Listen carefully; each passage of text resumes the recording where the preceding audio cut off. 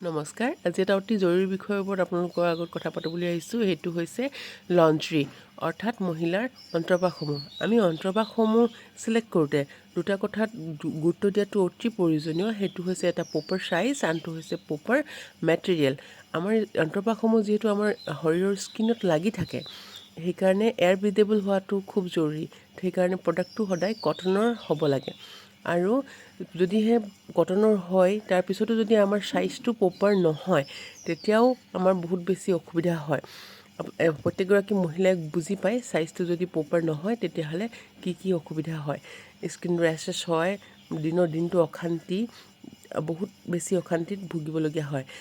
এতিয়া আমাৰ কিচলত বিভিন্ন ৰেঞ্জৰ, বিভিন্ন চাইজৰ, বিভিন্ন বয়সৰ য়োগা কৰা, খেলা ধূলা কৰা সকলো ৰেঞ্জৰে ব্ৰা পোৱা যায়। আপোনালোকে যদি চাইজটো কেনেকৈ জোখে বা প্ৰপাৰ চাইজ কেনেকৈ চিলেক্ট কৰে এইটো বিষয়ে জানিব খুজিছে, তেতিয়াহ'লে মোক কমেণ্ট ছেকশ্যনত কমেণ্ট কৰিব। ইয়াৰ পিছত মই চাইজৰ ওপৰত এটা ভিডিঅ' বনাম।